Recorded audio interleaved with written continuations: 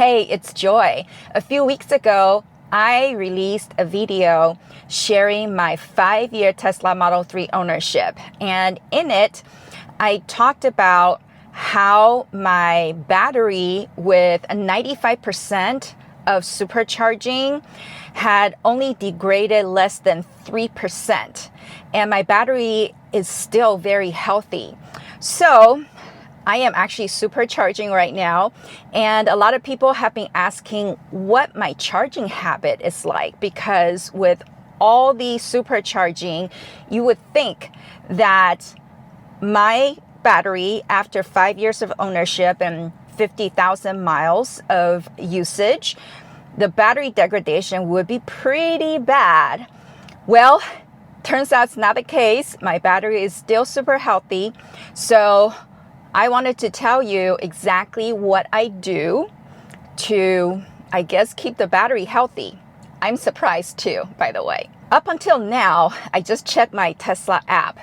I have been doing 96% of supercharging, and I've been driven a little bit under 52,000 miles. So I would say about 50,000 miles of this car has been purely supercharging. And my battery degradation is at 2.67% according to the stats app. I did explain in that 5-year review video why I'm looking at the battery capacity. Now, if I charge it to full, it holds only 73 kilowatt hours versus the original 75 kilowatt hours. And I use that to calculate the degradation rate instead of looking at how many miles my full battery can hold versus the rated range. Is if you're just looking at the miles will fluctuate. So in the stats app, it says that my maximum range is at 293 miles versus the 310 EPA rated range when I first picked up my Model 3 5 years ago. But as you can see from this other screen, same thing in the stats app, my range is actually at 300 miles for this last round. So just by looking at the miles, it's going to fluctuate. So it's best that you look at the overall battery capacity in terms of kilowatt hours to determine your battery degradation. If you remember that I did another video about a month ago when I interviewed my friend Lawrence, 155,000 miles. The question I always get asked first when people are curious about the longevity of EVs, especially Tesla, is how is your battery holding up? So the battery, as far as I can tell, I've been trying to measure it, but it's not an exact science. I've been trying to measure the degradation, and to me, it looks like it's lost between 8 and 10%.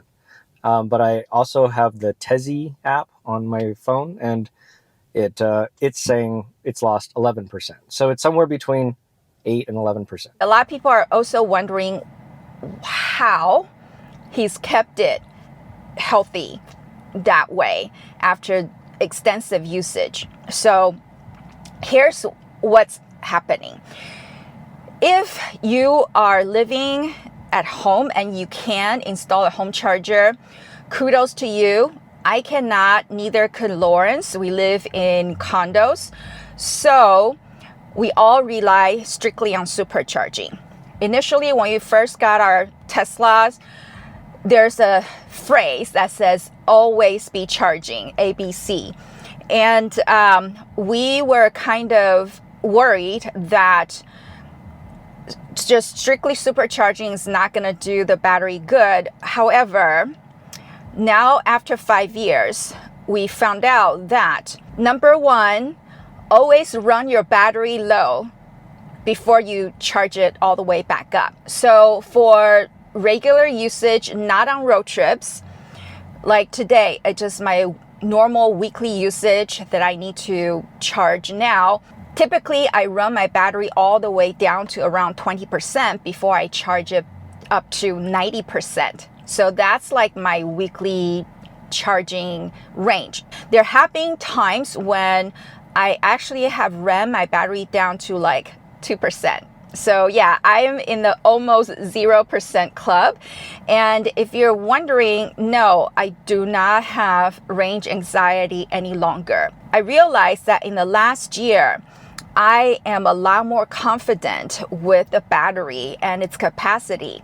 So there have been quite a few times when I ran my battery all the way down to 2% or 3% before I felt the need or had the time to actually go supercharge. And then again, I would charge from that single digit all the way up to 90%.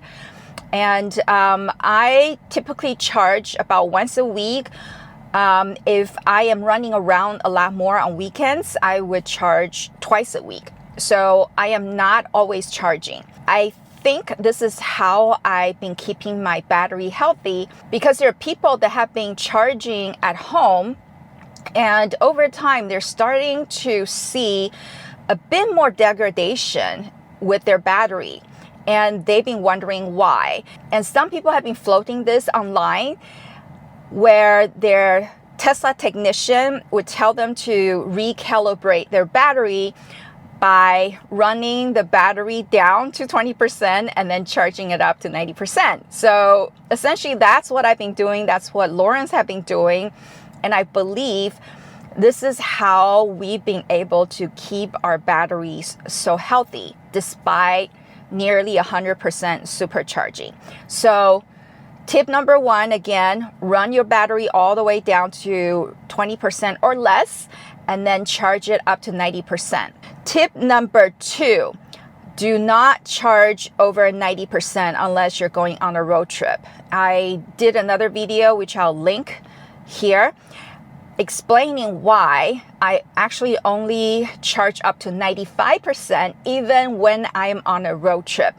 But just for my weekly normal usage, not on road trip, I only charge it to 90%, and sometimes when I'm in a rush, I only charge it up to 80%, and it's plenty. So I think that by following these two tips, I've been essentially calibrating my batteries every single time that I charge, and this has kept the battery healthy. If you have range anxiety, hear me out, and I hope that you will stop having this type of anxiety, because if you have range anxiety and you keep on charging, especially supercharging, maybe when your battery's down to like 50% or 40% or even 30%, you're like, oh no, I'm gonna run out of battery, and then you just go supercharge, and you do that multiple times a week, that's actually going to degrade your battery.